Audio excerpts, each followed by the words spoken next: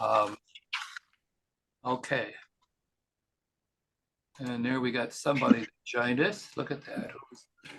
Who is that? Oh, Paul joined too. Let's see here. When you're ready, Dr. Paul, Dr. Paul is kind of one of my justice buddies. We go up to Lansing together, and Paul's not, he's with United Church of Christ. So I'm doing your own intro, Paul, but when you want to give your name and where you live, please. Well, thanks, Paul Von Oyen, Bloomfield Hills. But thanks, Randy. I didn't know I was going to make this meeting or not, but I'm here. Thanks. Thanks for coming, even though under not feeling well today. So I appreciate that. I'm going to start our introductions now. I'm going to be taught that, but I would appreciate, will appreciate Danny's help here if we've got some people wanted to be able to share their information in the chat. So sometimes I'm not very good at that. When I have my mouth open, I'm not always listening in the chat. So would you help, or you and maybe somebody else here like to just keep an eye on what people are saying in the chat? Maybe they've got questions that need to be addressed. Okay, Paula Bowman is highly qualified to discuss how citizens can protect democracy and the integrity of our elections in 2024. Paula is the co-president of the League of Women Voters of Michigan.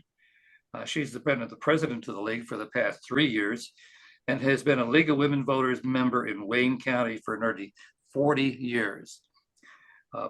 You looked way too young to be 40 years doing something like that, Paula.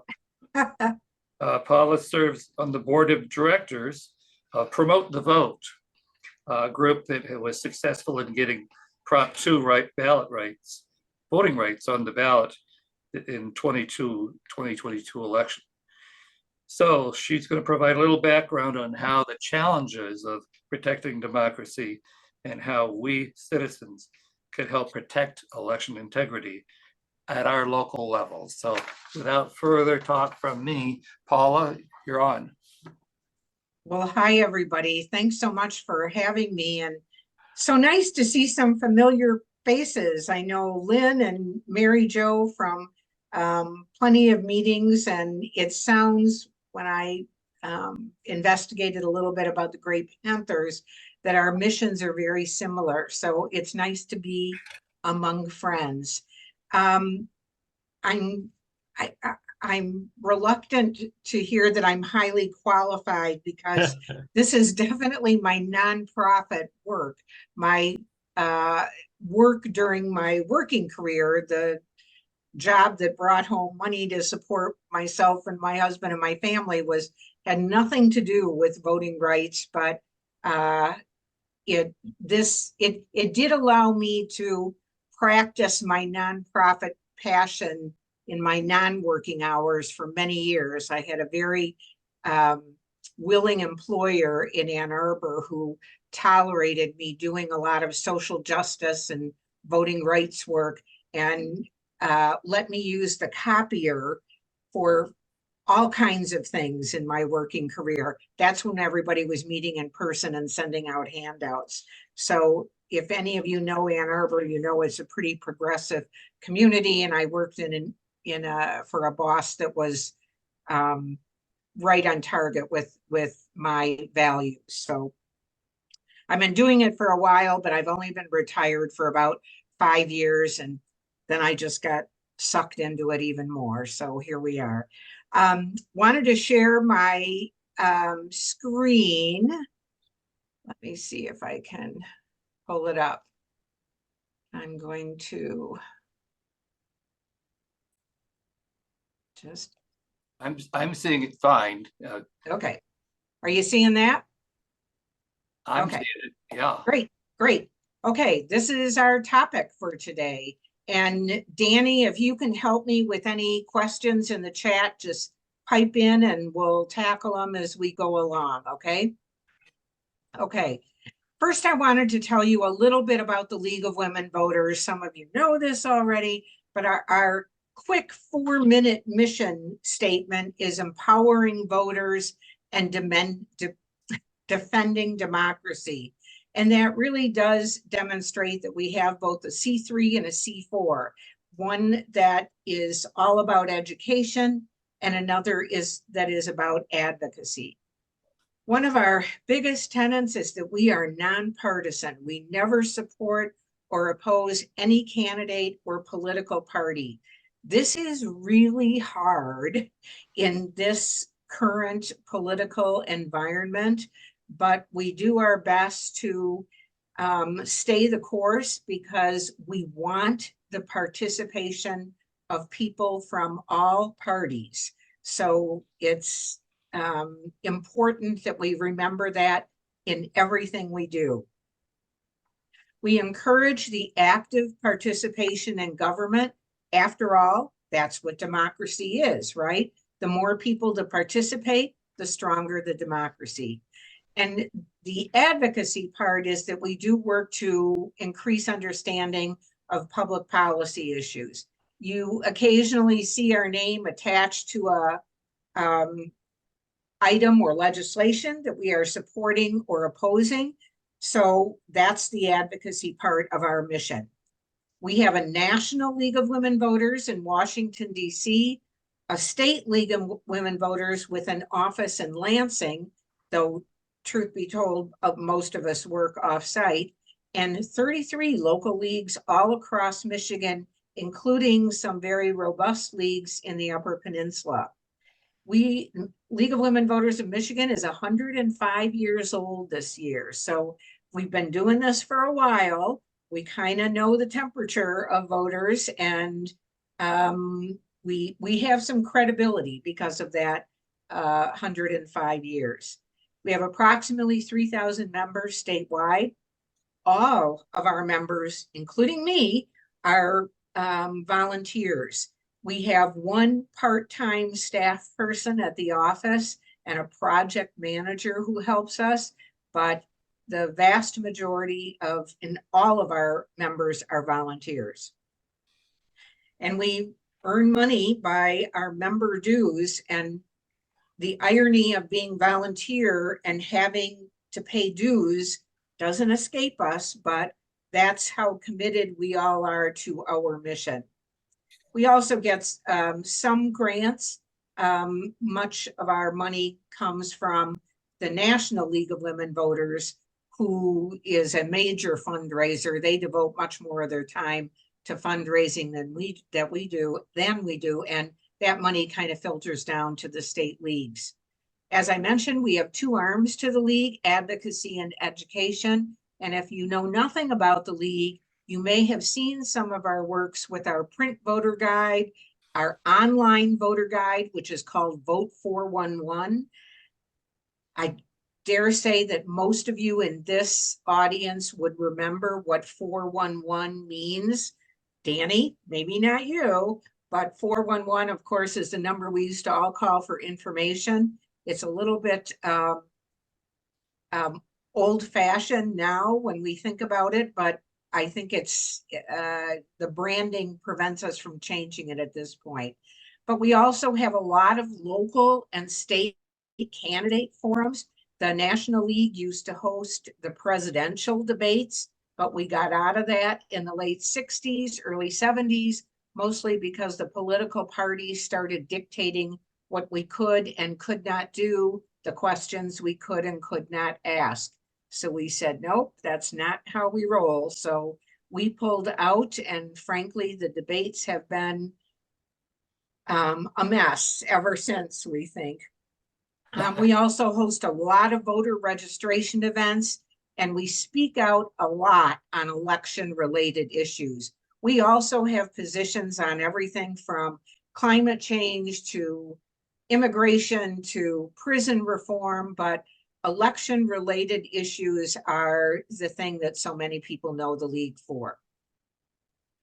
Okay, the current focus, what we're doing right now today, is to protect and expand voting rights. And leagues all across the country are doing this, local leagues, the national leagues. Voting rights in some states are at a crisis point, and this is the focus of what we work for now. We also support the national popular vote. We oppose the Electoral College. We believe we should elect a president by one vote per person and not by the electors in each state. And even though a national popular vote constitutional amendment is not on the horizon yet, we are supporting the next best thing, which is the National Popular Vote Interstate Compact. We thought, prayed, hoped it was going to pass during the last election cycle before the end of the year, but it did not. We're hoping that it gets brought up in the legislature again. We also continue to monitor and support Michigan's Independent Citizens Redistricting Commission. We have a group of 9 people who monitor every single Citizens Redistricting Commission meeting and public hearing. All of those are open to the public, by the way, but somebody is watching and monitoring that at all times. And it's a wonderful base of knowledge that these 9 people have garnered. They thought they were kind of done until the federal court said that the Detroit area maps had to be redrawn. So those maps are currently in the process. There are meetings almost every weekday for the next 2 weeks, and the league is there. We don't necessarily make public comment at most of those meetings, but we are there monitoring and providing oversight. We also support transparency in government. We were one of the sponsors of Proposal 3 that passed in 2022, requesting or demanding that there be more transparency in government, including our support of the FOIA laws that would force the government officials to adhere to those and not be exempt.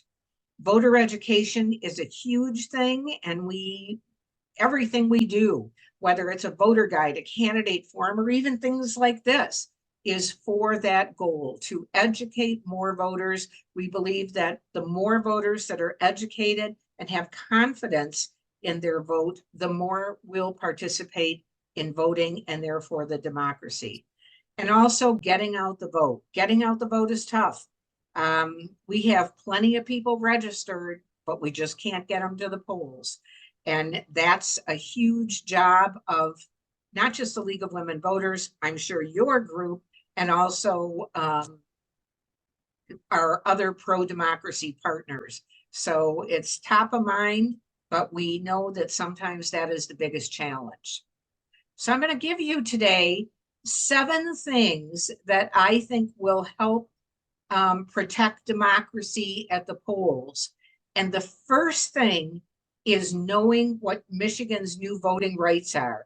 This group may know a lot of these, but I'm going to run through them a little quickly, because when you get asked by your neighbors, the person you're having coffee with, your family, holiday dinners, when your cousin that you haven't seen in 5 years comes up and says he doesn't know how to go about voting, we want everybody we know to be kind of an expert on what these voting rights are.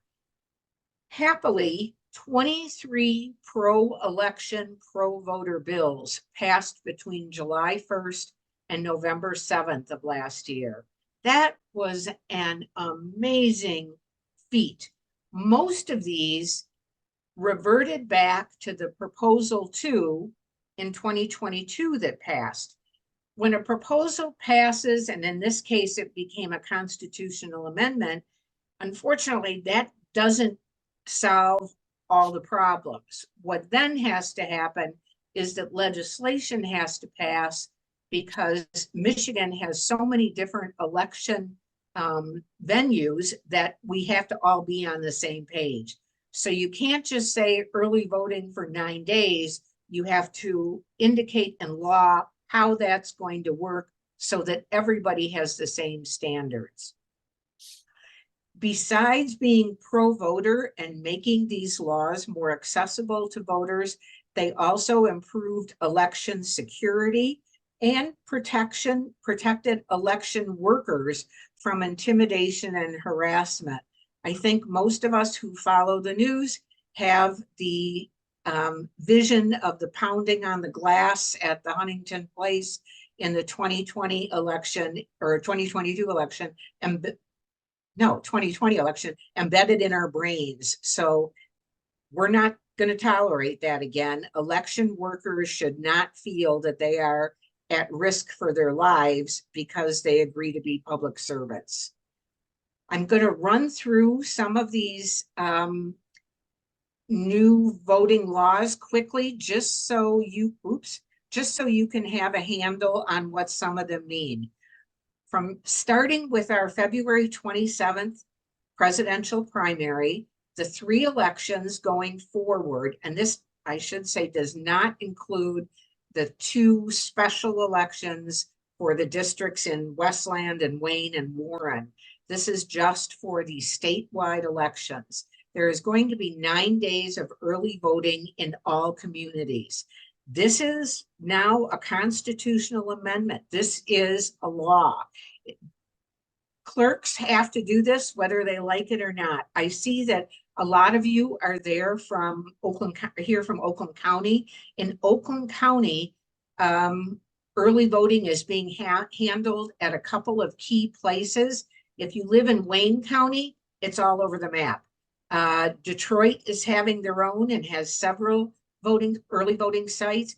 I live in Plymouth Township, and my township is having 1 voting site, but oddly enough, they're not sharing that with the city of Plymouth, which they easily could do.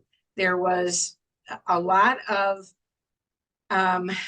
encouragement to share sites of early voting because it saves a lot of money, but a lot of communities decided to go it alone. And you can imagine these smaller communities in the rural parts of Michigan, they may have decided only to do it, and they can do it at their city hall, even if they have the protection there in order to do it. Early voting is only for federal and statewide elections. So if there is a local election, for instance, the November 2023 elections in many of our communities did not require early voting. It is said that as early voting gets more popular, some city, township clerks, county clerks are going to offer it all the time because it's hard for voters to remember, okay, is this an election I can vote early or not? So we don't want people being confused. So eventually when this gets to be old hat, early voting may be at every election. The League of Women Voters hopes it will. We think that is giving voters the most access possible. Early voting must begin the second Saturday before election, and it has to end on the Sunday before. There's some flexibility in there, but the days must be consecutive, and you got to have 8 hours per day. So for instance, you can't make it so confusing that you have 2 hours on Tuesday and 3 hours on Wednesday. It's got to be consecutive so that voters can figure it out when they have access to that site. And as I said, cities and townships can join together, but they don't always. It's their choice. Voters can put their ballot in the tabulator when they vote early, and that's what appeals to so many people. Many people who don't want to vote absentee have a great discomfort of putting their ballot in a drop box and never really knowing what happens to their ballot. Those of us who appreciate the security of Michigan elections know for sure that that ballot was tabulated, but for people who have doubts, this early voting gives them the security of feeding that right into the tabulator. So if you have people who say they don't trust it, tell them to go to early voting because they can put it in their tabulator right there. I should mention that starting with the presidential primary, even people who are voting absentee can go to the early voting site and put their ballot in the tabulator, but you're mixing apples and oranges there, but it can be done. There's also strict security at early voting. They had to choose a place where they had, it was accessible. The storing of the ballots had to be under lock and key, had to be camera access all the time. So you can't just have this at, let's say, a shopping mall where you couldn't lock things up overnight.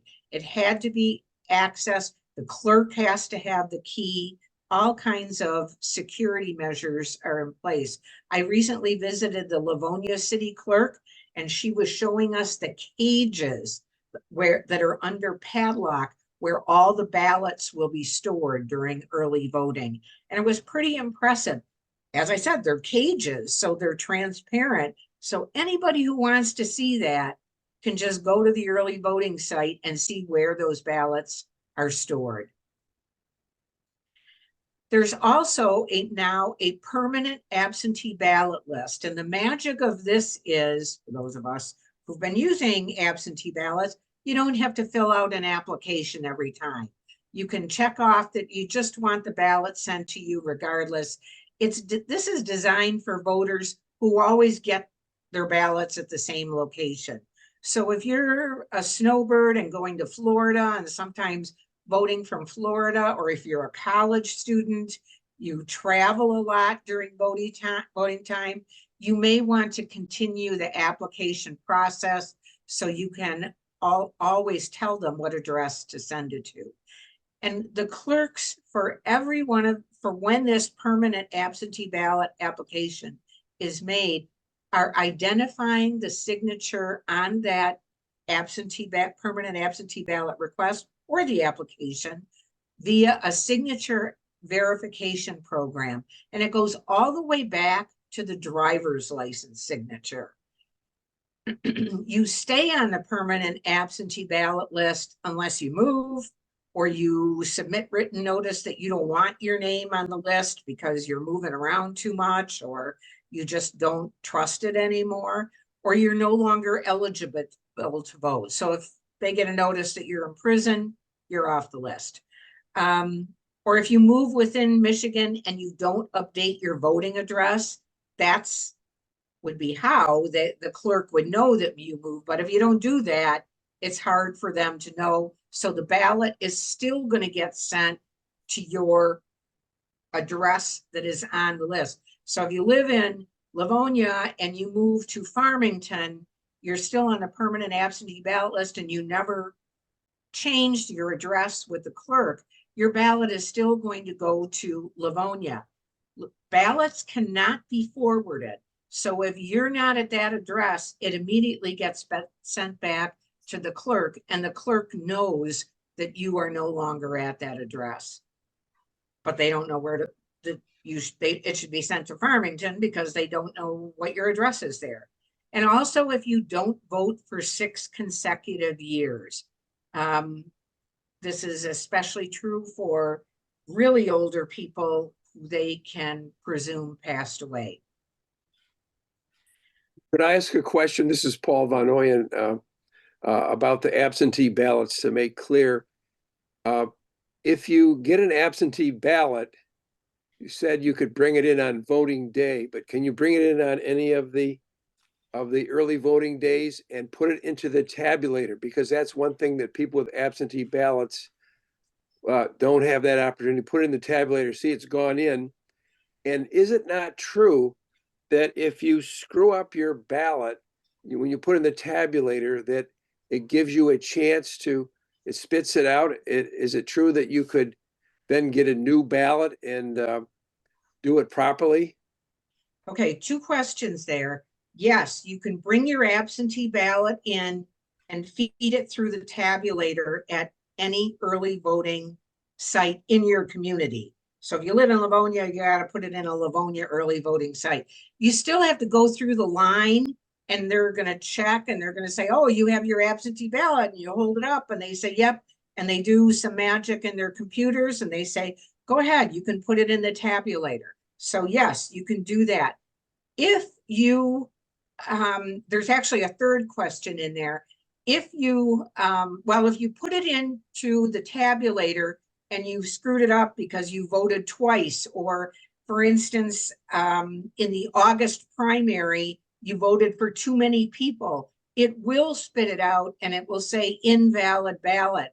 And usually the election worker has to help you, show you that, oh yeah, you messed up here and we'll give you a new ballot because you can only vote, for 3 people in this race, not 5, that kind of thing. So yes, if you voted incorrectly, you can do that by Right, putting it in the tabulator.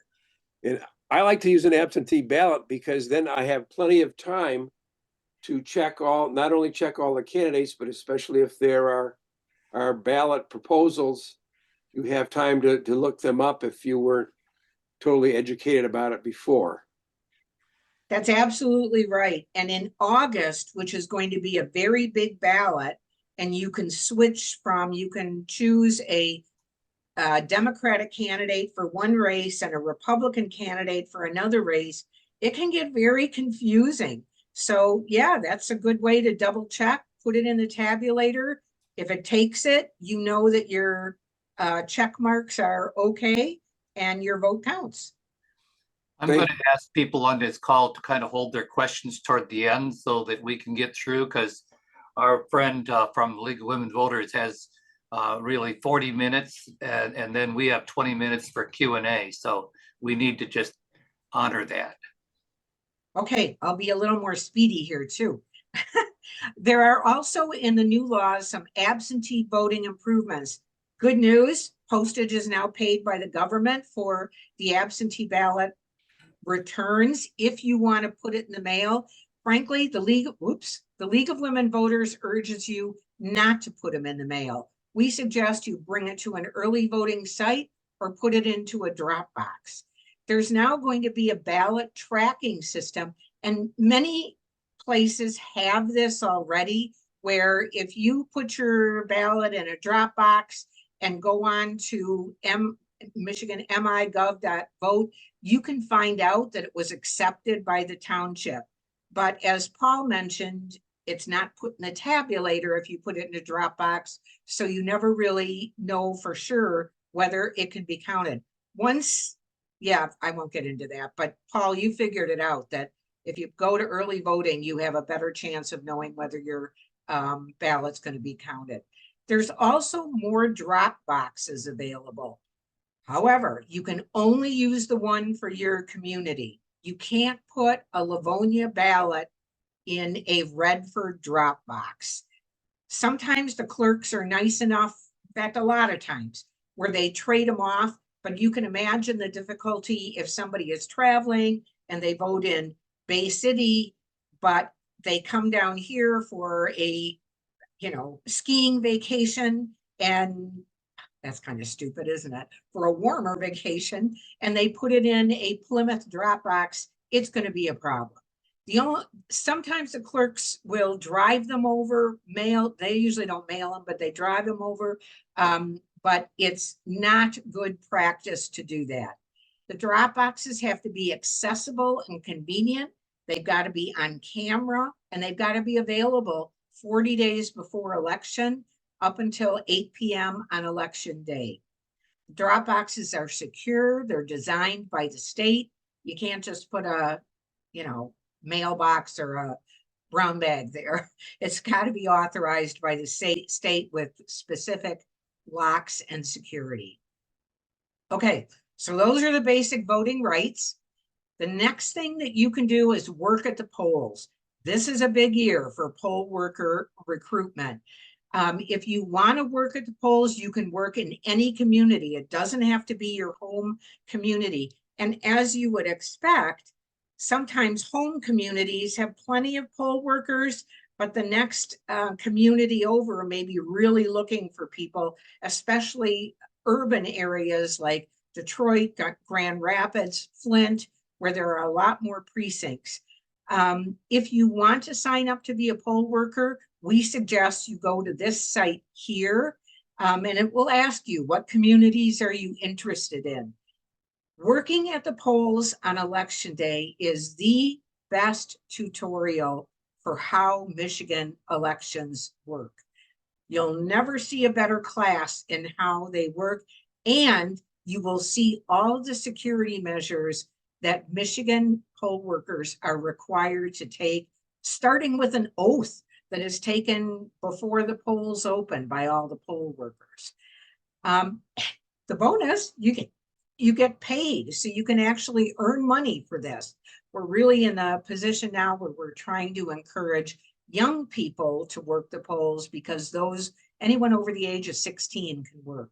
You can also be a poll watcher and a poll challenger. For poll challengers, training is required. We usually suggest that you sign up with a party or an organization, but choose your groups wisely, because sometimes groups are out there to where their mantra may be to more prevent people from voting. Others are there to protect the voter and protect the process. Hop in. Guess what? For the first time ever, since 1891, Michigan people can actually now drive people to the polls. Michigan was the only state in the country where it was a misdemeanor if you help people get to the polls. It sounds ridiculous. Even when people were donating their services, like Lyft and Uber often provided that free service to voters in 2020 and 2022, this was not available in Michigan. We've had League of Women Voters groups all over the state saying, well, I'd love to, we'll pay for it. We'll pay for a bus. We'll go through this neighborhood. Nope, we could have been involved in a lawsuit. And they weren't really looking if you drove your neighbor to the polling place. They were looking for organized efforts, and that's what the league was trying to do. So this is a great thing to do. If you're interested, call your political party, or many church groups do this too. You've probably heard Souls to the Polls. That's one of those things. Share good information. If you're on Facebook or Instagram or TikTok, join one of these organizations and you'll see a lot of stuff about pro-voting, especially as voting day approaches.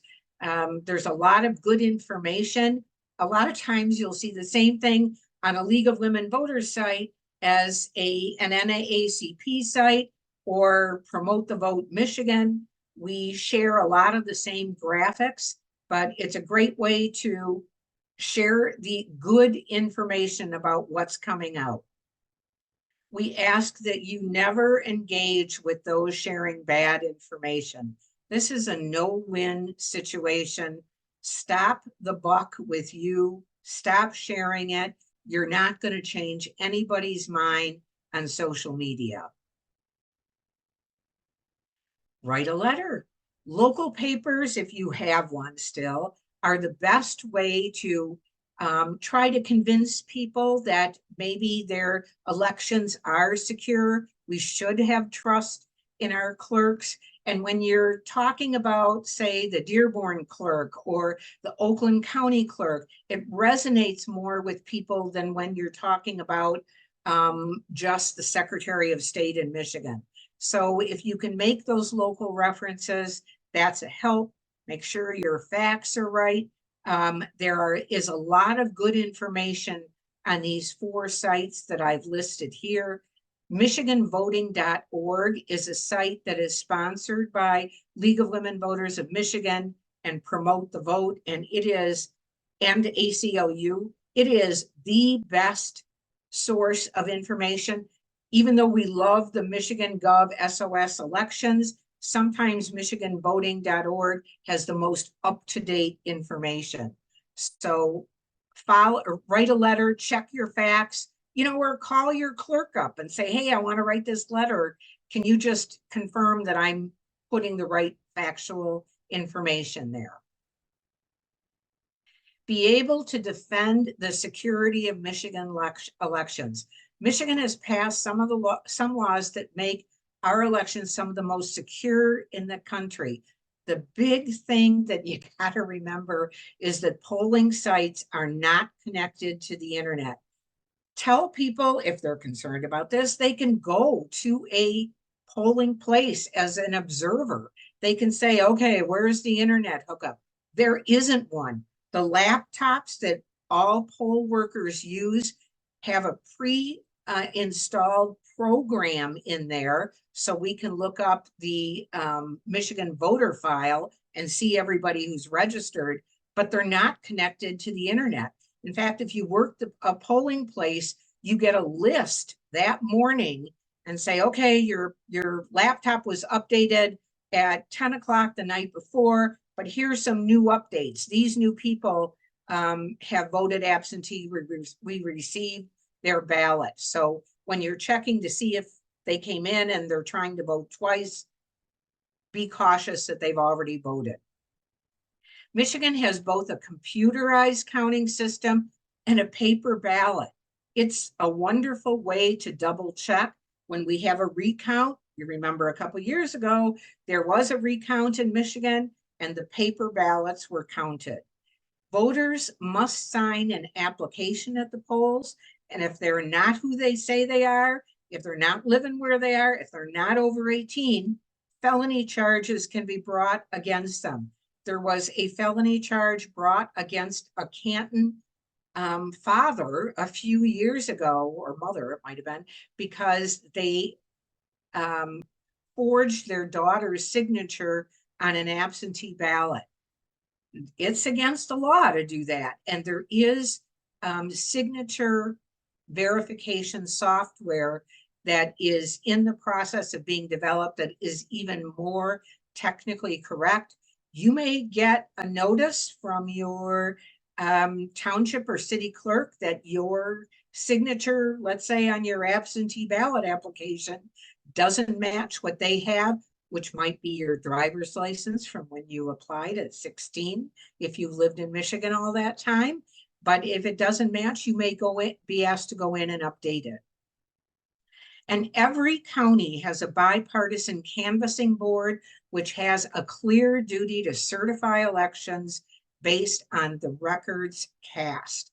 That was one of the new laws. It has to be based on the official records cast. The League of Women Voters observes the canvassing boards we try to do every county in the state. And again, we just go in there, observe, we monitor, we provide some oversight, we report back if there are some irregularities, but we are there to observe every single board of canvassers. And the last thing is vote. There is nothing more democratic than voting.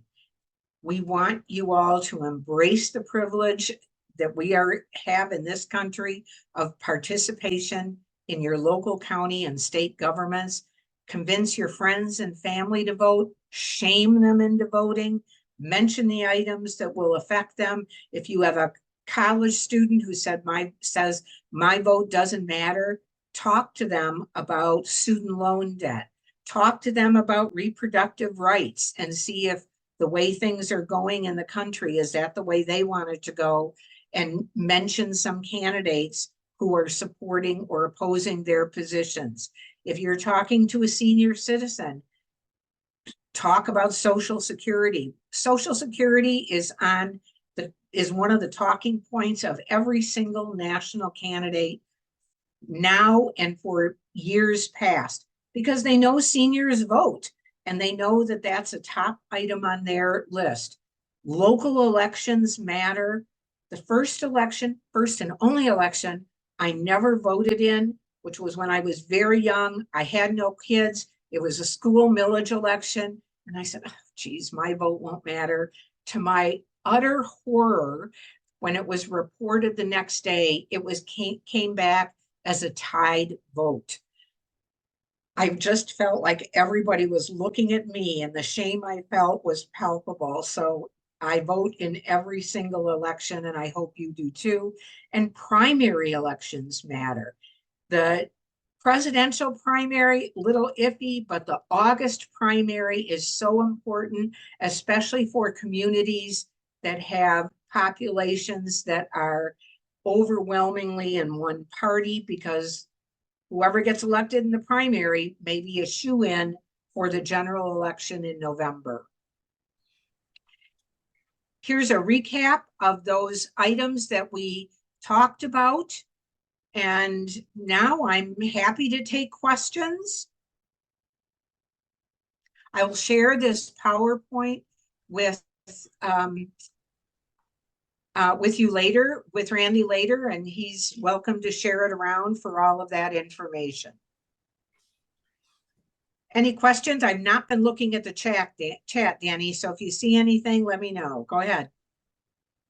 Okay, so in the chat, Lon has asked, was money provided to areas that needed help to implement drop boxes and other expenses connected with expanded voting processes? That's a great question. Yes, there is money in the state budget for all of these improvements. Livonia, and I know this just because I live near there, and I had a meeting with the clerk about 2 weeks ago, said she applied for all kinds of things. More tabulators, because with early voting, you need more tabulators, more laptop computers, postage for all that extra mailing, the state approved drop boxes. She said everything she asked for was approved. Now she hasn't seen the money yet, but it's all approved and it is part of the budget. So all of those voting improvements were provided by the state budget, and it's in the Constitution now that they must be approved by the state budget. This is maybe a source of some problems as we lose maybe the people in Congress or people in our House and Senate who are not as pro-voter as some of us are.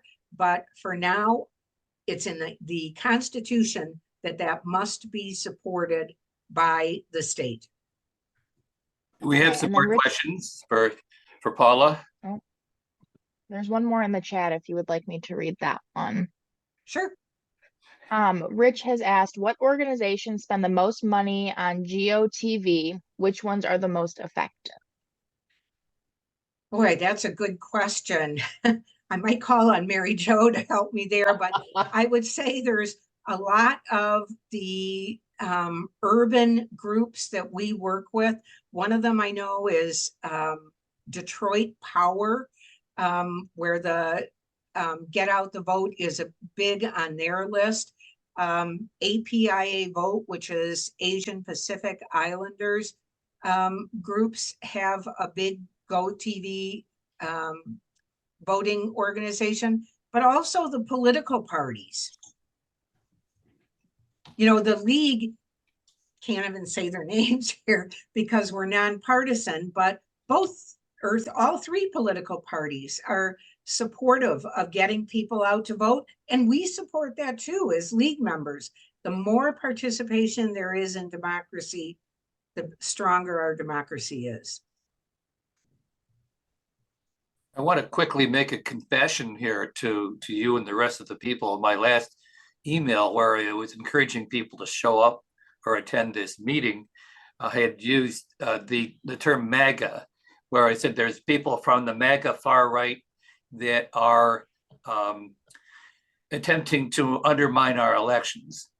And it was in my heart, but it was probably not in my head, because that would be a violation of our nonprofit status. So those of you who are trying to get Gray Panthers, I've just made a confession, but we'll try to use a different term from that by saying people who are bad actors. So that was my insight for the day here. Was we can acknowledge there are people that are trying to undermine or even overturn election or deny elections, but we'll call them bad actors at this point. At least Gray Panthers will. Now, if you join a political party, you can say probably whatever you want to do. So that's my confession. And there's no question that bad actors are going to be out there. All you have to do is read the papers in Michigan and know that they're coming back.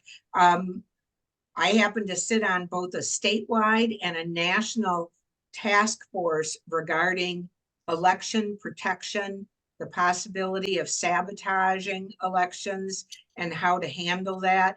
We're just starting to go through meetings and identify what those risks are, but they're out there, and hopefully we can form a solid wall that protects our voters and protects the elections. Kathleen? Yeah, thank you for taking my question. What an excellent, excellent presentation. I did want you to speak, if you can, a little bit more to how AI may be used, our artificial intelligence may be used to undermine our elections, particularly in 2024. Thank you. You know, I have to say, I'm not qualified to speak on that. There are all kinds of webinars, books, everything about AI, and it changes every day. That is not my field. So we know that it's a threat, but it's just not something that I can speak to. I'm sorry. I can get more information to you about some of the groups that are working to combat that. But I think even the groups that are working to combat it don't know the scope of it yet. I got a chance yesterday, or this week, of course, our League of Women Voters in Oakland area had a presentation with Lisa Brown, our Oakland yes. County clerk. And the one thing that she did mention regarding AI is that, and for me, it was rather hair raising, and that is that people will be taking images and video images and then splicing things together so that things are completely and totally misconstrued and then elevated to things like social media, news entertainment sources that are very, very popular with folks that watch television. So it's things like that we are going to really try to work hard against as well. Thank you again. Thanks. Thanks for that. I saw that presentation. Unfortunately, I couldn't go to it, but Lisa Brown is one of my heroes. She's wonderful. I see a hand raised by our Danny Foster. I do have a personal question this time. I know I'm sure you guys are tired of hearing me, but the permanent absentee voter ballot list, I believe that you said like once you get on it, that kind of stops you from having to constantly fill out the applications and everything. Right. My township is telling me that even though I'm on the permanent list, they have to send me an absentee ballot like an application every single time in order to receive my mail-in ballot. So I guess I'm just kind of confused which one is right. Well, eventually, when you're on the permanent absentee ballot list, you should stop getting applications. However, we are in this period of flux because some people are still on the list where they checked off at the last election that they wanted to be on the list. And if you're on that list but haven't filled out a new ballot with the new check, you're still getting an application. The other thing is this presidential primary, you can only get, when you're voting absentee, any vote, a Republican or a Democratic ballot. So a lot of people even though I'm on the permanent absentee ballot list, I still got a postcard saying, which ballot do you want? I had to send it back in. We are in a complicated time right now for permanent absentee ballots. By next year, it should be straightened out. So be patient. It's all coming, but just do what you have to do to get the ballot so that you can vote and, keep at it. But it's going to get straightened out. And we are very sympathetic with the clerks who have had, as I said, 23 new election laws thrown at them, and they are overwhelmed and have had to hire more staff. But that's a good thing. We want that kind of public service so we can all vote. But clerks are in a learning stage too. So give them a little time and it'll get straightened out. Mary Jo, I can't imagine you have a question, but go ahead. Well, I don't. It's more comments. Great. Yeah. So number one, this whole thing about AI and people being confused about what's right. That's, of course, tell them to go to reputable sites, and you've listed them. And certainly the League of Women Voters Michigan is a great site. Paula actually is involved in that, or your local league. And also michiganvoting.org. I mean, that's the Promote the Vote organization and so forth. So that's great. And then number two, again, for candidate information, you go to Vote 411. I know in our area it's up right now because we have ballot proposals. And I was going to tell Paula that our Dearborn clerk just did a little 2 or 3 video, which is great. And the election supervisor actually showed a couple of the one-page flyers from Promote the Vote, which was kind of funny, I thought. Oh, good. And then in Dearborn, since we are having 2 ballot issues, we actually have a third choice for a ballot, and it's just called independent or something like that. Thank you. Thanks. I want to acknowledge that Chuck Altman has a question. Okay, thank you. I vote absentee in Oakland County, and I find myself holding on to my ballot because it's hard to figure out who to vote for Oakland County Community College trustee. It's nonpartisan, so I don't have a party associated with it. And there's very little information about those candidates. And the league does not host a forum on that race. Are you aware of any leagues around the state that do host that forum, or can you suggest the appropriate organization to moderate such a forum? The league has a lot on their plate too. And if you think about what's coming up in August, we have township elections. If you live in a township, you know that. Community colleges, some judges. There's no question that there's a lot to do, and we have trouble doing it all. Most local leagues don't have the capacity to do it all. I live in the Northwest Wayne County League, which is Livonia, Plymouth, Canton, Redford, Belleville, those areas. And we have occasionally had them, but because I'm more in the state league now, I don't know what's on their radar for this year. As Mary Jo pointed out, the best thing is to use Vote 411 because we do ask all the candidates specific questions. Whether they choose to respond is another issue. And I got to tell you, we send those questions to them multiple times. We call them. We say, this is viewed by thousands of people. This is free advertising for your campaign. Why not answer the questions and get your viewpoints out there? We have people who live in their district calling them for that. So would be my first thing, to try vote411.org. If that's not giving you satisfaction, sometime whatever political party you are following may endorse some of those candidates that are nonpartisan. Like I said at the beginning, it's getting harder and harder to be nonpartisan these days.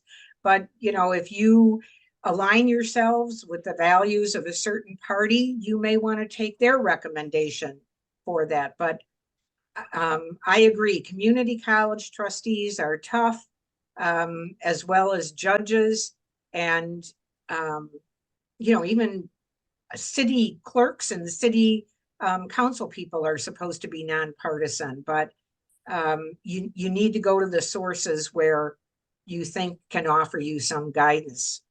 I'm sorry, I can't promise a forum for all of those community colleges.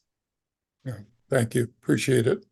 Well, we're about to the end of our time for Paula's presentation, but maybe we could take one more question if there's someone out there that's been itching to ask, and we'll give you a minute, but please no lectures right now. We're trying to stay on our schedule for having we have a meeting that follows this presentation where we'll be addressing maybe 5 or 6 other social justice issues. So those of you who aren't too familiar with Gray Panthers will know that we'll be having some speakers talking about other issues in addition to voting. So I've taken up that half a minute right there. But Lon, we'll say that you're the final question here. I put my question in the chat, but I just wanted to make sure it got seen. I was wondering, I generally tend to vote Democratic, but in the primaries, but how would I handle it since I'd be registered as a Democrat if I wanted to vote in the Republican primary? Great question. In Michigan's Republican or Michigan's presidential primary or any primary, you do not have to align yourself with a political party to get that party's ballot. Even if you are registered as a Democrat, you could ask for a Republican ballot with no questions. The only but thing you should be aware of is that the parties can, through the FOIA Act, get access to whoever voted Republican or Democratic. So you might start getting stuff from the Republican Party if you switched parties for the presidential primary. Mary Jo mentioned that there are some ballot measures on the presidential primary ballot. The ballot measures are going to be on every ballot. It's just the president who you'll get either a Republican or a Democratic or an independent ballot in some cases. Well, So thank yeah, you. you can switch. Yeah, thank you so much, Paula. Let's all give Paula either a hand. You can, you do that through your computer, or I sometimes just do it. Raise your hands and say, thank you, Paula. Thank you. Thanks for having me. And you're more than welcome to stay for the rest of our meeting, but I'm sure your schedule is busy too. I do have another obligation, but thank you. Okay. Bye-bye. Bye. Well, that was, I felt pretty good about that presentation. So our board will meet afterwards and discuss how we could do some follow-up. But if you want to get involved with doing some things, you can contact me at my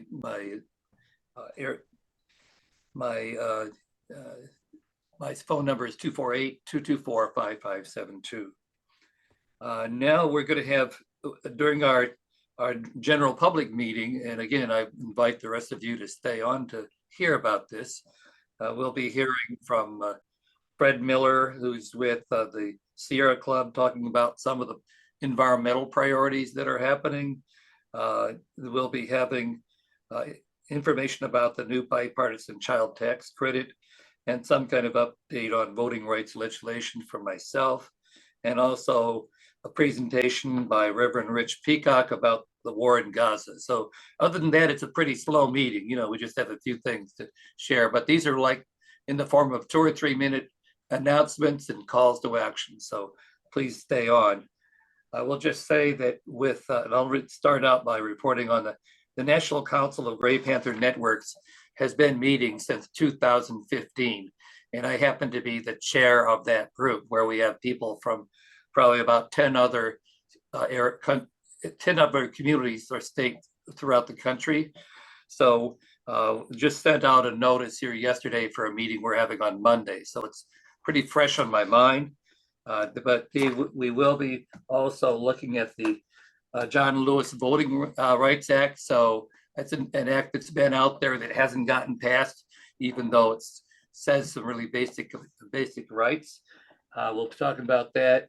We will be talking about the child tax credit, something actually good that in my opinion, at least, it's coming out of some bipartisan legislation that kind of shocks me, that actually there is something positive that is happening when the two parties were the middle road parties were having some discussions between them and came up with something in common to work on. So they're just introduced on Friday, just yesterday. This bill was passed in the House. I'm giving my report, so I'll stop that. And we'll be also looking at Medicare Advantage. There are people that are concerned about, is Medicare Advantage giving us a disadvantage, those of us who are on Medicare at 65 or so. So that's our agenda for the National Council, and I just wanted you to know that we're meeting and we're making decisions, and that information is then shared with all of our Gray Panther networks around the country. Any questions about that? Okay, usually I get thousands of questions, so I'm joking. Yes, Paul, I have a question. The child tax credit expansion, is that a Michigan law or are you talking about a national law? National. I would share. That's on the agenda for this meeting, Paul, so I'll be giving a little more information about it. But yeah, we're talking about a national law that was introduced by a Republican and also co-sponsored by a Democrat who actually was originally a Gray Panther from Oregon. So we've had some progressive people that have co-sponsored this. It has quite a few co-sponsors. We'll talk about it later, Paul, okay? Okay, we're ready for a presentation from Reverend Rich Peacock from Peace Action, and he's got a couple issues he wants to update us on, and boy, these are hot issues. The war in Gaza and prohibit nuclear weapons treaty. These are obviously not Michigan issues, but they're national. So we're ready for you here, Rich. Thank you. A quick update on statistics. 24,000 plus Palestinians have killed. 80% of the structures in Gaza have been hurt in one way or the other. Only 1/2 of the hospitals are operating. There still are tremendous roadblocks for the delivery of aids to Palestinians. And of course, there are still 100 plus hostages and other prisoners. This past week, Prime Minister Netanyahu has said there will be no Palestinian state, which is different from the US policy. Netanyahu proclaimed that Israel will control from the river to the sea. He said, quote, "It's not right to stop fighting as long as there are hostages in Gaza." On the other hand, a number of hostage families have been pleading for a ceasefire to allow negotiations to get the release of the hostages. And most Americans support a ceasefire and release of the hostages. On January 10, 9 Michigan organizations and 27 individuals sent a communication to Senators Peters and Stabenow asking that they vote for Senate Resolution 504. That resolution was voted on the 20th, and it asked for research into how U.S. aid is being used by Israel's military in Gaza. It was not a motion or a bill to cut off aid.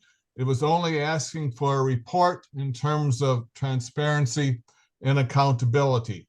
That law was defeated 72-11. There are still some amendments to funding various parts of our support for Israel. Senator Chris Von Hollen has an amendment to require the president to guarantee that any weapons provided to Israel would be used in accordance with U.S. and international law.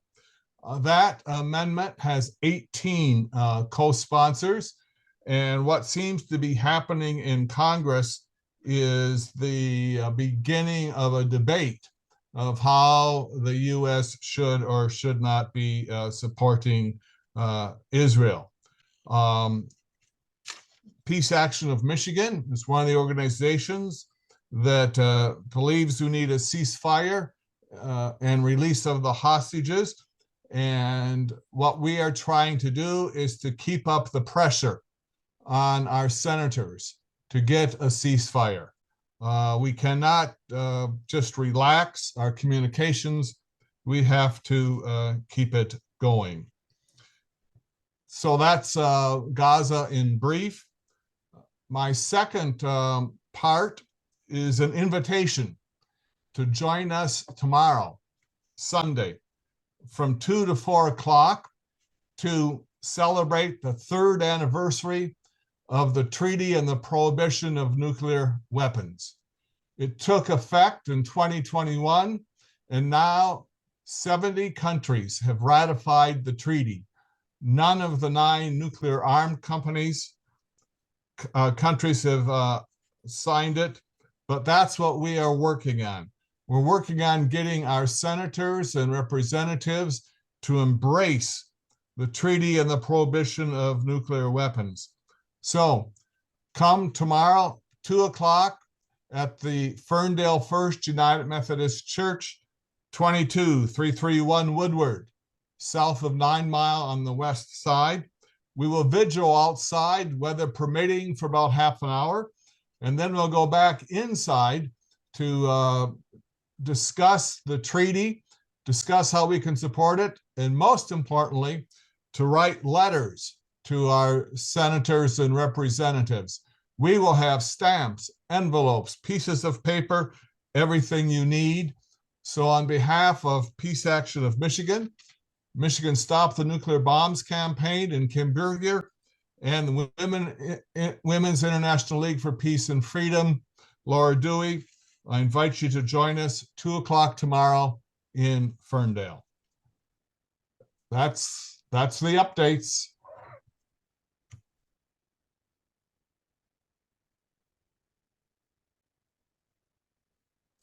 Thank you so much, Rich. We're going to have an announcement. Excuse Any me. questions? Yeah. Oh, I see Paul. Pardon me. I jumped ahead there. Paul, what was your question? Rich, there is also is there not a supplemental bill that's supposed to fund money for Ukraine, Israel, Taiwan area, and they're pairing that with the southern border changes. Isn't that another opportunity to put restrictions on the way U.S. aid to Israel is being used? Yes, you have connected the dots. The Senator Van Hollen amendment is to that supplemental funding bill. So I don't have a number for that amendment, but we should be asking our senators to support Senator Van Hollen's amendment, which requires the military assistance be used in a manner consistent with U.S. law. So that is the active movement at this point. Support Senator Van Hollen's amendment.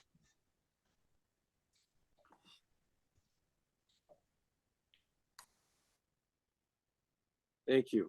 You're welcome. Randy, you Would you muted kindly yourself. say again that what that amendment would do what, Rich? I'm somehow missed that. Okay. It will require that military assistance paid for by U.S. taxpayers be used in a manner consistent with U.S. law.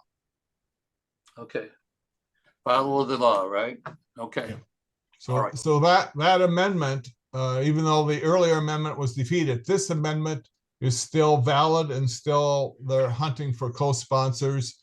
We'd love to see our senators co-sponsor Senator Van Hollen's bill. Okay, well, thank you so much. You're welcome.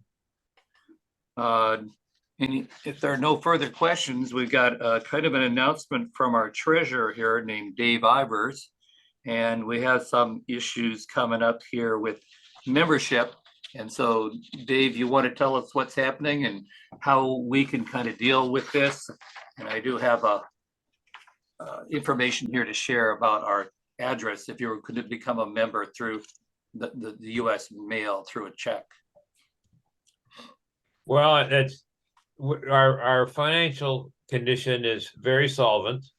We've had problems with our PayPal account, but thank God that hasn't affected our finances really much at all. But the primary thing that Randy's talking about is that for the current time, it looks like we'll probably get another PayPal account, but for the current time, please don't use PayPal. I was surprised to learn after I found out we'd had problems with PayPal that my dues were automatically taken out and put into our PayPal account. So it's something that it's been causing some problems. So please write a check. And I know it's a problem for some of us. I'm still a check person, but I know a lot of the younger folks aren't. But if you'd write a check to Gray Panthers of Metropolitan Detroit, and the address for it is 200 West 2nd Street, Post Office Box 341, Royal Oak, Michigan. Randy checks that box regularly, and it's 48068-2-0341. Sorry about that, but it's something that hopefully the next few days, maybe or a week or two.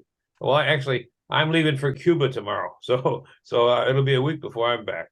I was blessed to be able to get on a trip to Cuba, so I'm heading out.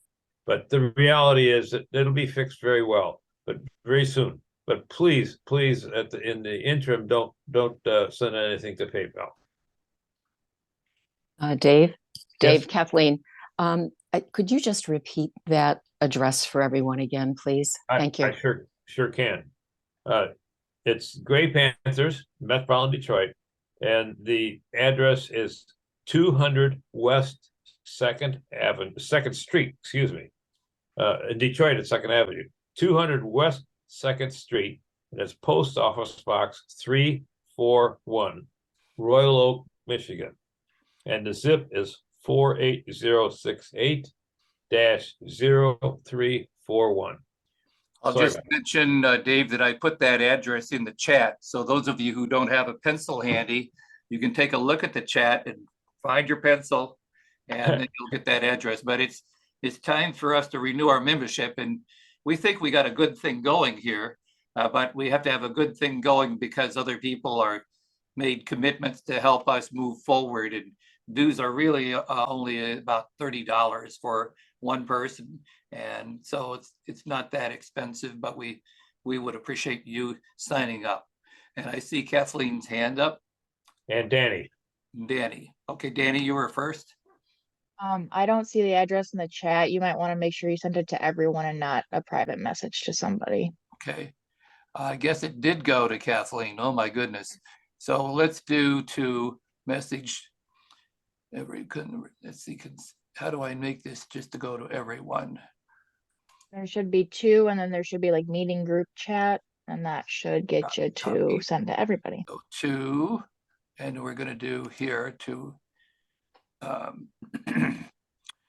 to meeting chat group and paste. Here we go. If you can look at it now, it's that the address is there. Gray Panthers, Metro Detroit, Hostess Box 341, Royal Oak 48068.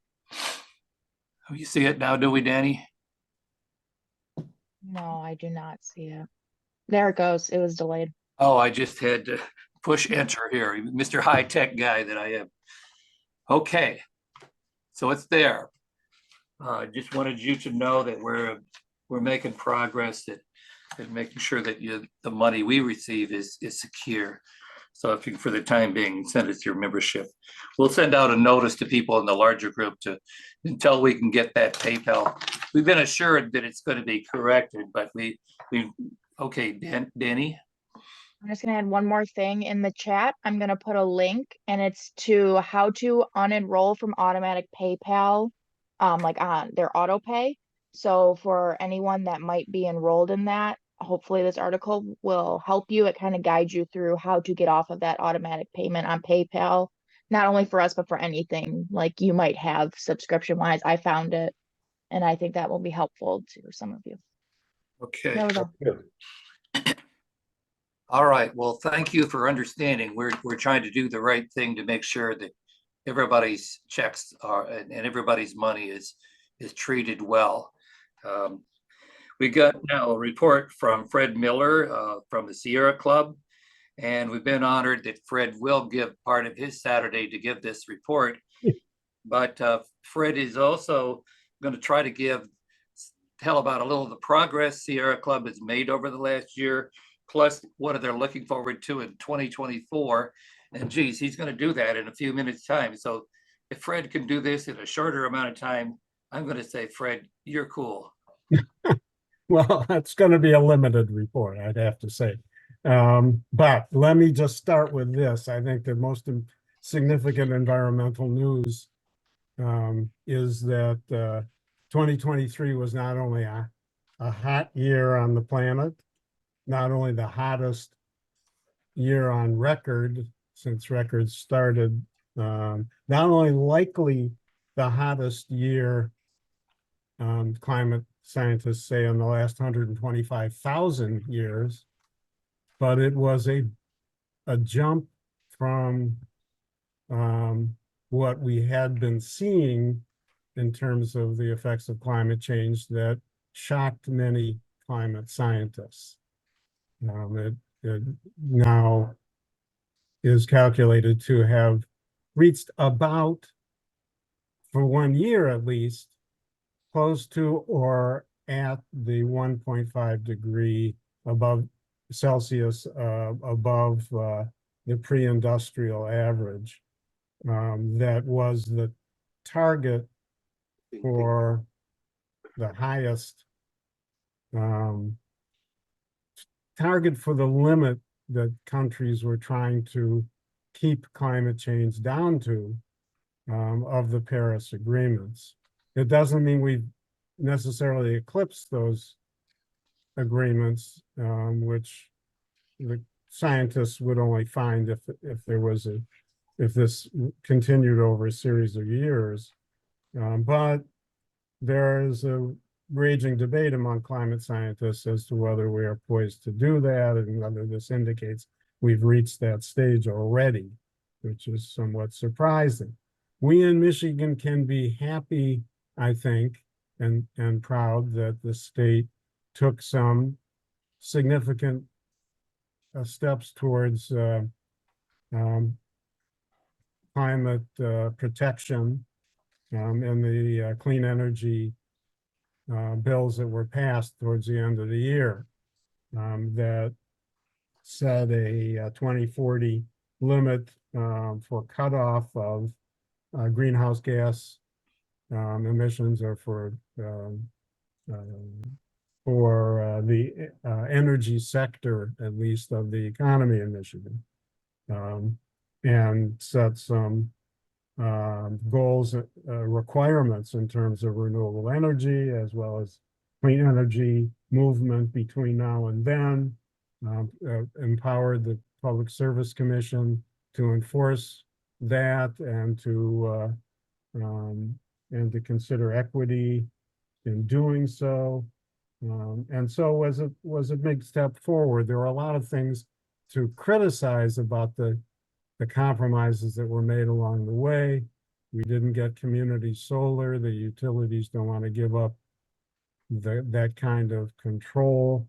There were provisions that included biodigesters among clean energy, which only promotes animal waste production in big CAFOs, the animal farming operations that we see. And nuclear was included as clean energy, and there were others. But overall, it still launches Michigan into the top 10 of states among those that have taken steps to control greenhouse gas emissions. And that's really significant. And so thank you to everyone who weighed in on on those bills during the year. Part of what is coming up will be legislative fights over the rest of the, things that didn't happen, or to reverse some of the worst things that were thrown in. And certainly community solar will be a big question, whether we can rally support for that, as well as other environmental things. Michigan has really bad law on single-use plastics that not only doesn't control it, but bars any local community from controlling plastic bag distribution from stores. Hopefully that will finally get reversed by legislature. It's the very least they could do about the amazing pollution by plastics. And the regulation or the law that does not allow Michigan regulations to exceed any federal regulation on anything environmental related or otherwise needs to be repealed as well, so that Michigan regulation can finally try to tackle our environmental problems in a more serious way. So those will be big fights coming up. Line 5 will continue to be a huge fight. Two things happened recently, one positive and one negative. Wisconsin court, excuse me, I'm sorry.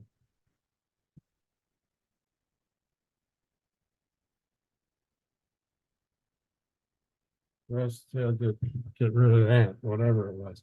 The Wisconsin court agreed with the Bad River Band of Native American tribe that its land was grabbed by illegally for use by Line 5 in Wisconsin, and ordered that portion of Line 5 to be shut down by June of 2026.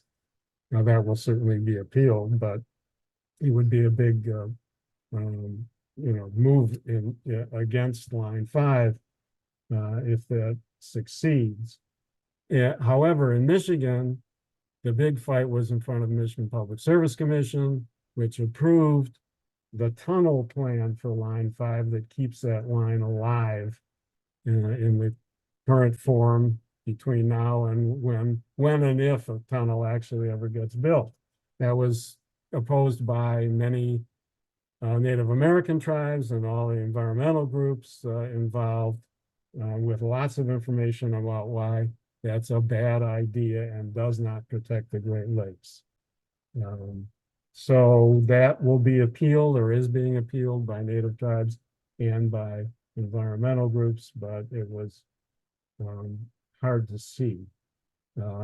There's a movie that hopefully will get wide screenings around the state, that is opening or having its initial showings in Ann Arbor and Grand Rapids, called Troubled Water, A Journey to Protect the Great Lakes.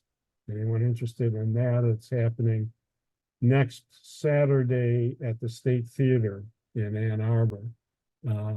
But as I say, hopefully we'll be showing all over in coming months. One last thing, I guess a couple of things that are coming up. The Turn Oakland County Green, the coalition of environmental groups that sponsored previous Earth Day climate events in Oakland County, is planning a third climate rally and fair for Earth Day. Hopefully bigger and better to kick off climate activity in this election year. And the local Sierra Club, which I'm active in, is in the process of establishing a dedicated committee for climate work. If anybody's interested in helping to organize either one, I will put my email address in the chat. Thank you all, and I'll take questions. Paul? Thank you very much for that report. How is our Michigan governor coming down on this issue of the tunnel under the straits. I know in the past she's talked about supporting shutting down Line 5, but what about the tunnel itself? And what about our Michigan legislature? Is there legislation regarding this? And is anybody sponsoring some bills to prevent this tunnel from being built? Yeah. Which could be No, I don't think the legislature is really taking it up. The state, well, the governor has spoken against Line 5, though you wonder when the MPSC that she has, appointed and has a certain amount of influence over, made that decision, what's going on behind the scenes. She's certainly, politicians are noted for trying to to take both sides when possible. And perhaps there's a political feeling that once the clean energy package passed, that she had that she had to make compromises with the utility industry and the fossil fuel industry. I don't know. The Attorney General has, of course, taken a very strong stand and sued to try to close Line 5. And the governor has, stated her preference to do so quite a number of times. But behind the scenes, I don't know. Okay, well, thank you all. And we do have time. We have a little bit more time for questions if you have another question here for Fred. Okay, I see Dave.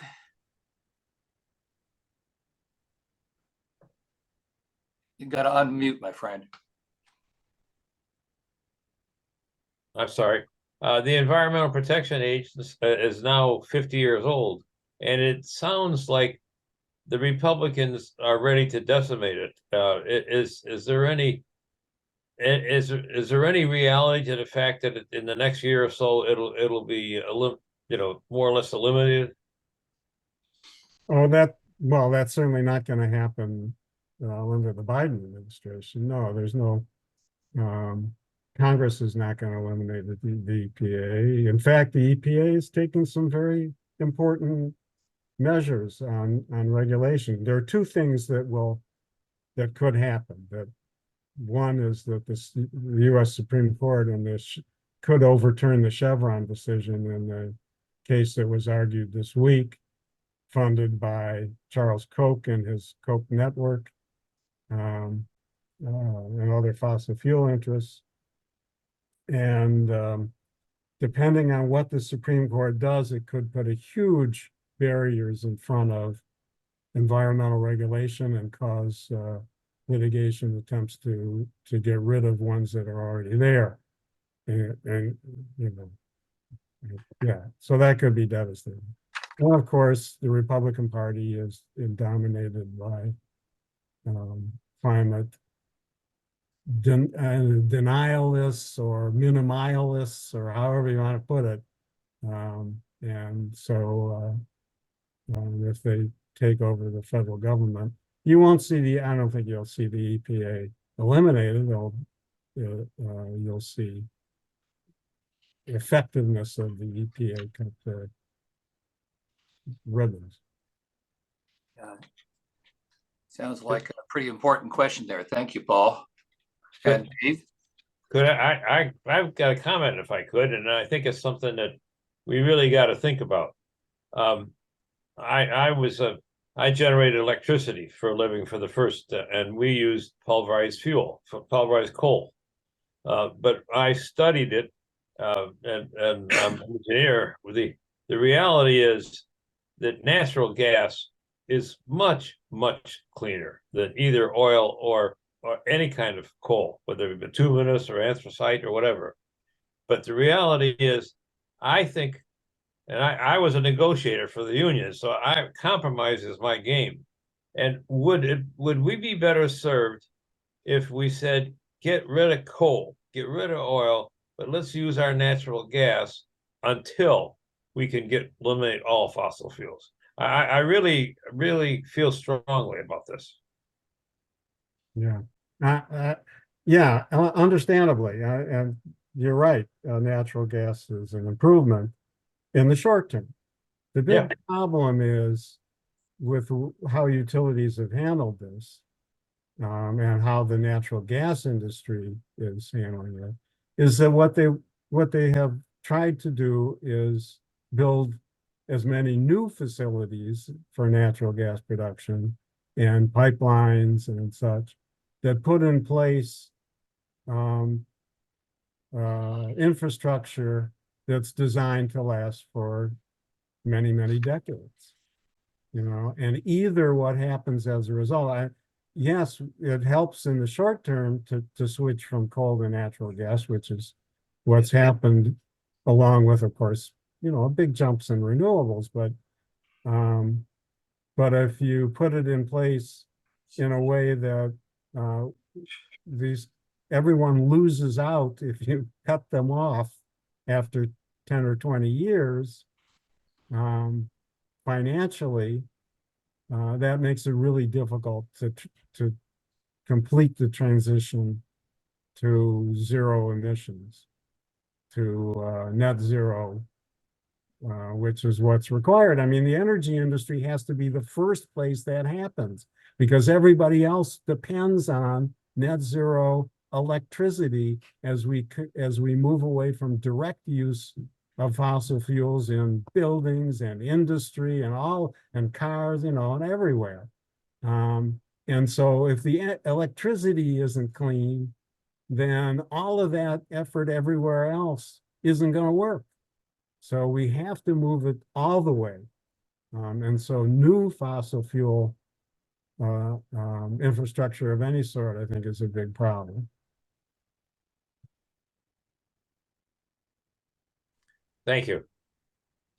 Well, Thank it you. certainly is a challenge, just number one, to be aware of the policies that are out there, and then knowing the impact on the people that we care about, and then knowing who to work with. And it's obvious that the Sierra Club is one of those groups that really has a handle on doing how we can do to respond, to advocate for what we need. I see one more question or comment from Dr. Paul. Yes, a question for you, Fred. How is Michigan doing in terms of renewable energy? I just drove back from the East Coast and went through Canada, and we see lots of windmills, and in the Northeast we saw quite a few of solar panel arrays, but I don't see so much in Michigan. Are they hidden, or are we just not doing a very good job? Well, there have been certainly movement in a lot of places around the state. The Thumb area has a lot of wind power. And there are solar arrays of various sorts around the state. And what the legislature passed will require utilities to move quicker. One of the big problems has been siting of particular solar, but also wind, which has up till now been up to local townships in rural areas around the state, whether they're going to approve it. There's been a big campaign by fossil fuel front groups and also, citizens who just don't really want a windmill around, that included basically, huge misrepresentations about the effects of solar or wind on the environment, on local property values and such, that have shut down efforts by utilities in many places around the state to, with, usually local farmers who have vacant land and want to use it to make money, and want those facilities installed, want to lease their land. Townships have said no. The legislature passed a bill this past year that takes away final say on siting of wind and solar facilities and gives it to the Michigan Public Service Commission, though local townships and municipalities get some say and input into that process. There is a group that is well-funded that is going to be circulating petitions for a ballot initiative to effectively reverse that decision of the legislature, and that will be, I think, a big fight. Could end up well on the ballot in November. You know, those of us who usually, you know, who like certain amount at least of local control and people, and I think I agree with that. But the principle here is we need to save the planet, and you can't let fossil fuel money stand in the way of that by whatever nefarious means they're manipulating people to believe them. Thank you.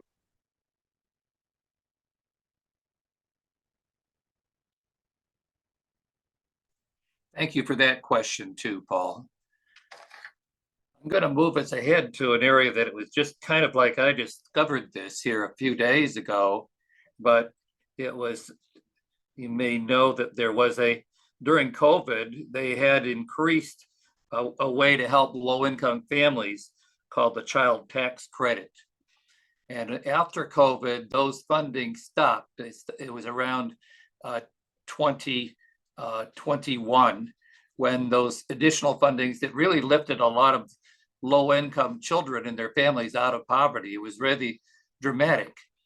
Well, and you probably know too, I'm trying to follow this where there's attempting to be negotiations in the House and the Senate to get over this hump of having the government being shut down again.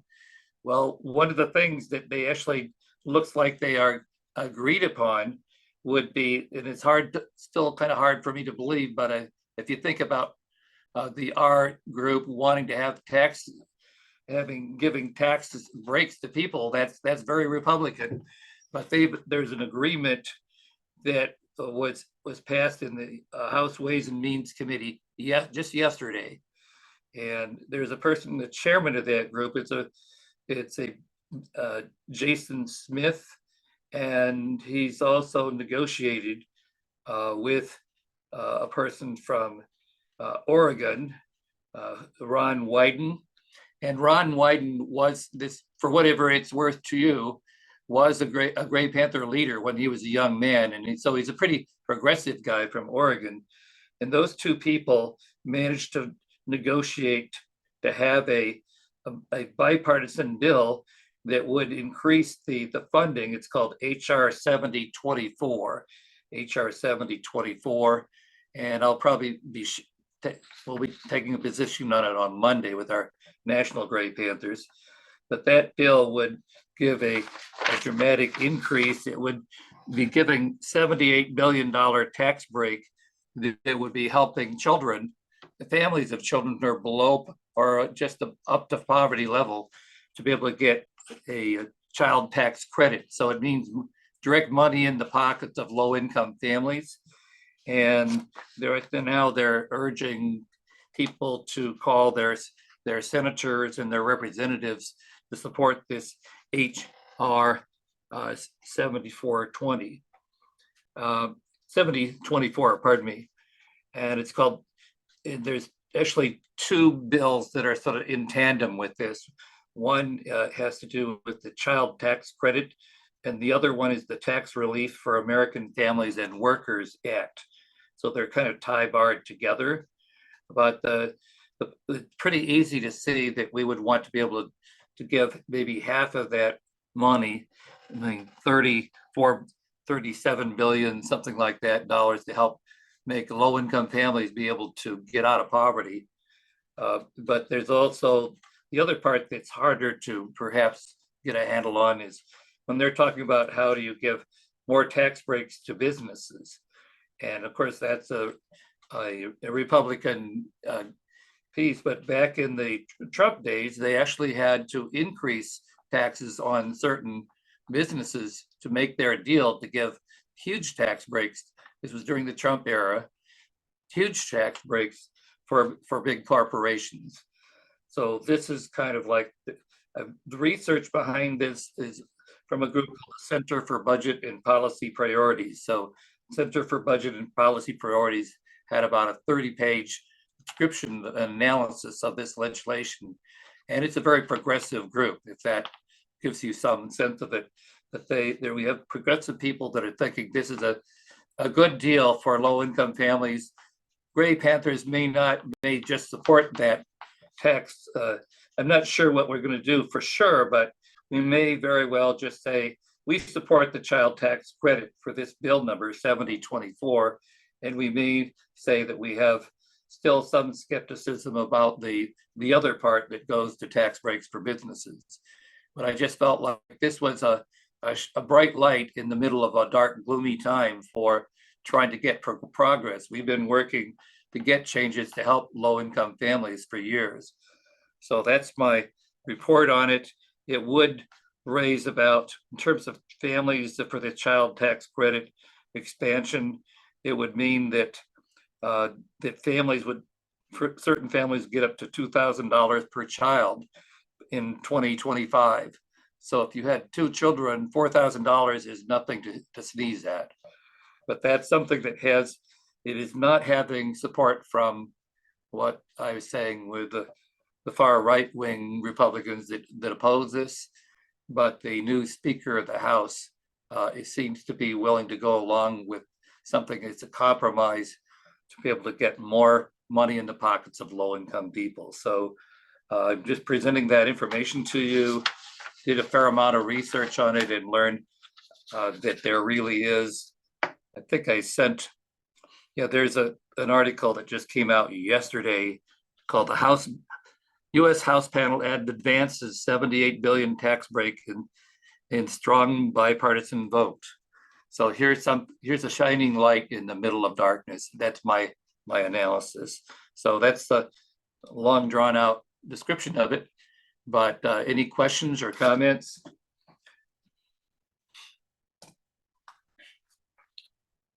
Hopefully I did a good enough job that you're all stunned by that. But there are things that do happen, and we're trying to right now. This bill can be passed or it can be added on to another bill that they have to get. But there's an agreement between Republicans and Democrats that are on the negotiating team that this is a win-win for them. One of the few things you'll probably find that way. So we'll keep an eye on it. Any questions or comments on that? Okay. This one, the last item that I've got on the agenda for today almost feels like it's very redundant in a way to our speaker. It's called Voting Rights Legislative Update. But there are other things that our speaker did not talk about very, very much that I thought I would share with you. I'm kind of trying to I'm involved with getting out the vote and doing advocacy at the polls. So that's part of, I have a statewide organization that's engaged in that. And it involves partnering up with groups, because getting out the vote is not a one person, one organization campaign. It's got to be a coalition effort. So one of the groups I'm working with is called All Voting is Local. And that group is wanting to work with some of the other major groups, but they're pushing a bill. I've mentioned to you that there is a John Lewis Voting Rights Act at the national level. It was basically said that if you're in a position to discriminate against people of color, Black, brown, and Asian American, and so forth, that's a violation of the Voting Rights Act. And over the years, there have been conservatives that have been trying to water down the John Lewis Voting Rights Advancement Act. And so this is a Michigan Voting Rights Act that kind of tries to strengthen that. It's relatively simple, but it would deny discrimination against people who might have a disability. Let's say you are an older person and you're on crutches and you couldn't get to the polls because of you have a walking with a cane or you can't drive anymore, that would be a violation of this Michigan Voting Rights Act. They would also have that same kind of prohibition of discrimination toward people of color. And there's a number of other provisions that are in there. But what I'm saying is my friend from the All Voting is Local, that named Ben Gardner, is saying that there's a number of different parties that are wanting to make a big push on this Michigan Voting Rights Act. It was introduced last fall, but they didn't get to working for passage of it.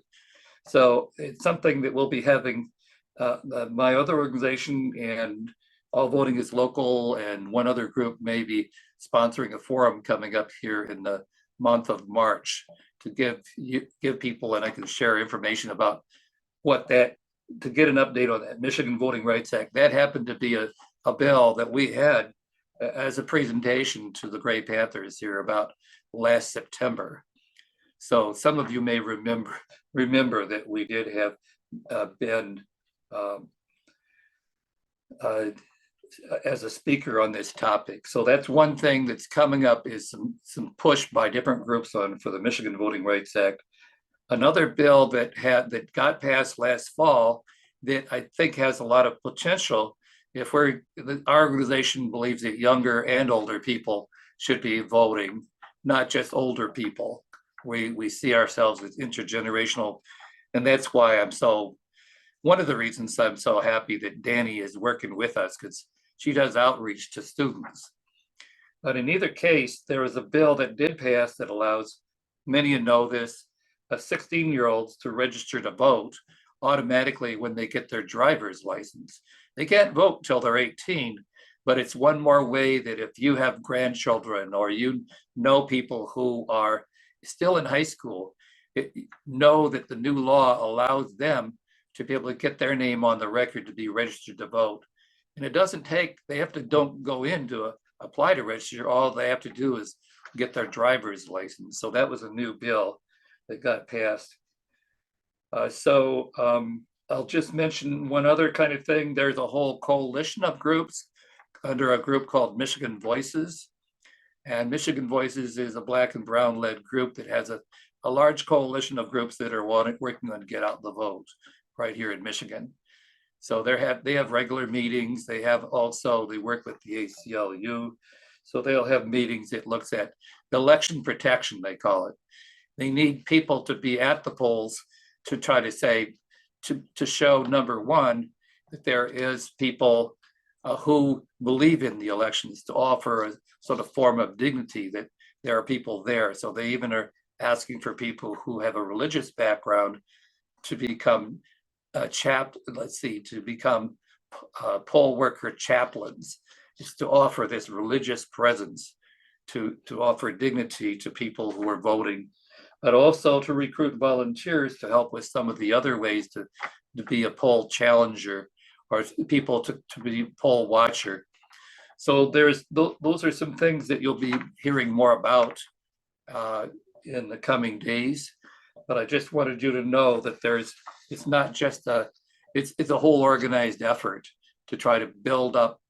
If you're looking for some way, again, the topic of today's subject could have gotten into this subject as well, but I'll be needing to find volunteers that will help out in their community. So just wanted to give you that heads up that there's things, voting rights is gearing up in a way that's pretty amazing right now, especially with the concept that we're talking about, not just protecting your voting rights, but it's protecting the election itself.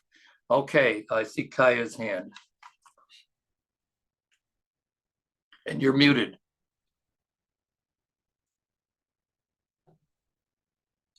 We're okay. There. So you may know that I have a Lyme disease support group that meets monthly. And because it's on the first Tuesday of the month, it often falls on election day. And one of my members has been working as a poll worker in Livonia. And the last time we had a Lyme group, which is meeting on Zoom, she was there. And I said, did the polls close early? And she said she didn't work the polls this year because last year someone came into the voting area with a handgun. I think it was a handgun. It may have been some other kind of gun. But anyway, they called the police and the police said, there's no law against open carrying in a voting place. We can't do anything unless this person commits a crime. And so she stopped working at the polls. Do you know anything about laws against open carry in the voting place? I do not, Kaya. Does someone else have that information? Kathleen, you've been an active poll worker. Have you heard anything about that? I can look it up. I know that when we listened to Lisa Brown's presentation a couple of days ago, Chaya, and she, in essence, said that if an election worker, if an election inspector feels intimidated or harassed by an individual that shows up at the polls, whether they're working as a challenger or as a voter or as the guest of a voter, that we are encouraged to immediately call the authorities. Over and over again, we are told that there is no specific law that would prohibit an individual from walking into a specific voting precinct with a firearm or with pretty much anything. The only time that was ever stopped was when I was working at a Hebrew school as one of our precincts, and there were private security there, as well as you had to go through, get checked and stuff. And that's simply because it was a school. And that was what we had to do at that point. But no, there is nothing. What she also mentioned is that in the event that an individual is indeed found guilty of harassing or attempting to intimidate or intimidating an election worker, that is considered a misdemeanor. And if they continue to violate and collect up to 3 misdemeanors, then it will be elevated to a felony. It'll be a felonious thing. So that's where we stand right now. Now, it's probably worth mentioning that you can become a poll watcher through 3 different avenues. One is through one of the 2 parties. So let's say you want to be a Democrat or you want to be a Republican. And I know there's folks here that are with other parties, but they just go with those two party kind of things. Or you could go as an individual who's not identified with either party. So you might expect somebody from a certain party to have a certain different attitudes, perhaps, no, just perhaps, about how they view the elections, that they're looking at things suspiciously. So I'm just saying that those of you who want to participate, and maybe you're not identified as a Democrat or Republican, or maybe you just want to be neutral in terms of that political part, there is those opportunities to be a poll watcher if you're as an individual. So that's Randy, if I can add, I really must share with you that my experiences as an election worker and working as an election inspector over the last several years now, as well as Scott's, my husband's, his experiences, of course, have been limited to our community here in Southfield. But with that being said, both of us have election chairs, the chair people of our elections in our particular precincts, happen to be from a major party that is not a party that I necessarily would support personally.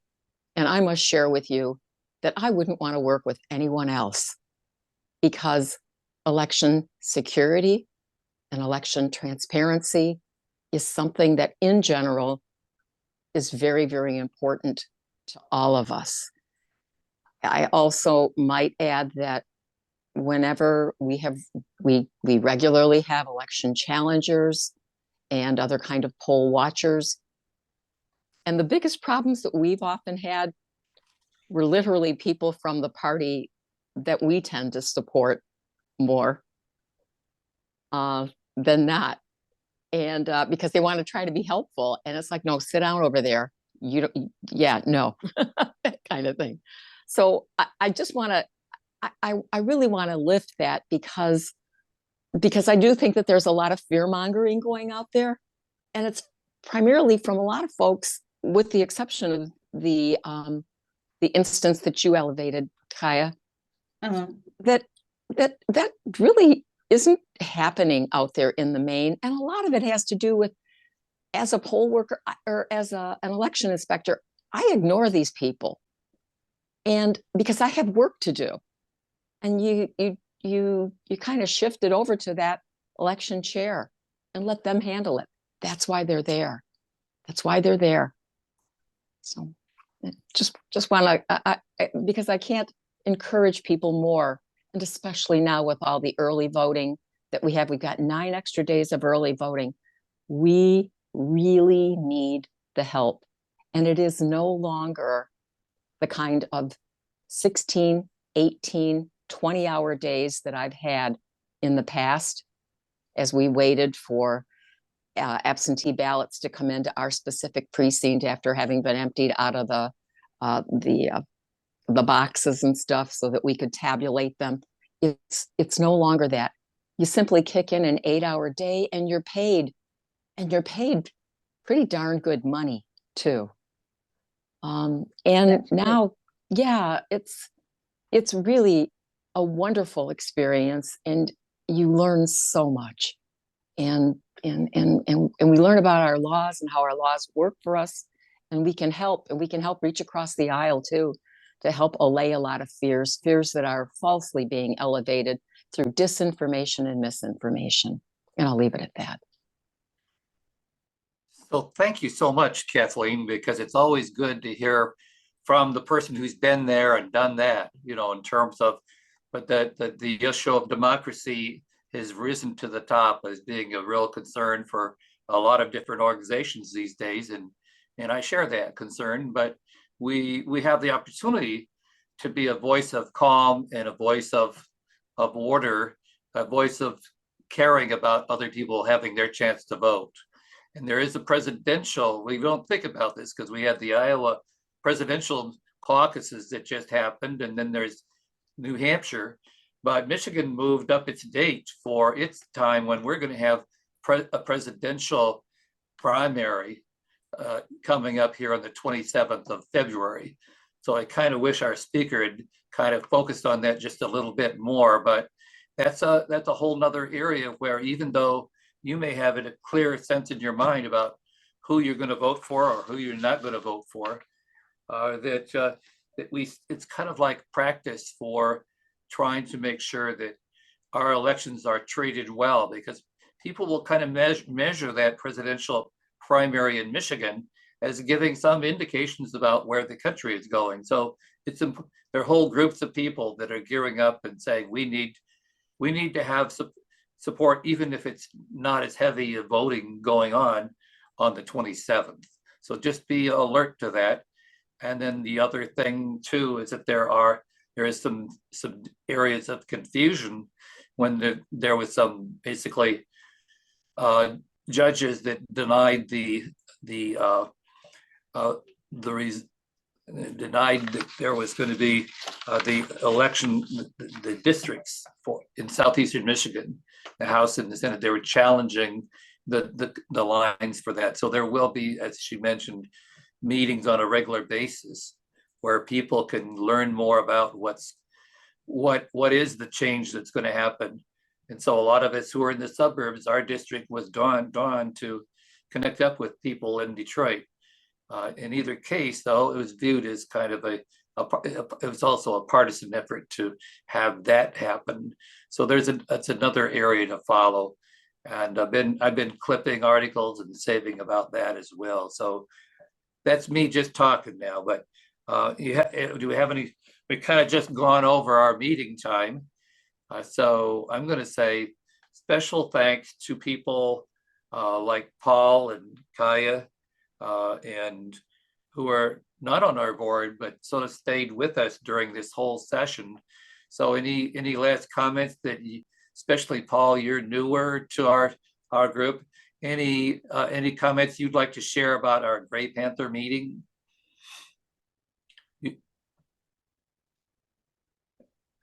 Assuming you're talking about this Paul. Yeah, I'm sorry. We had a Paula and now we have two Pauls, but I'm asking you, Paul Reagan. I really appreciate this has been extremely informative. It's my first real exposure to League of Women Voters, and it was great to have a Sierra Club update, as well as learning about you folks in the Gray Panthers. So next month, I think I'll be heading over to the membership meeting for Green Party, but this information about the voter, the ability to work with the polls is something I'll be looking into. So thanks very much. You're welcome. Well, I'm going to have to, unless there's something urgent, I'm going to have to call this meeting to an end because there is the rest of us will have a board meeting where we'll be talking about our plans for the next month or two. So it's we believe in democracy, and we look forward to other people. If you want to be part of our movement again, become a member or join us at our meetings. We welcome that. I'm calling you out, Paul, but saying you're welcome to be part of our club if you so choose. So thank you for being on this meeting, and we're going to have like a 5-minute break so you can have whatever we have to do in 5 minutes. I sometimes grab a quick bite to eat and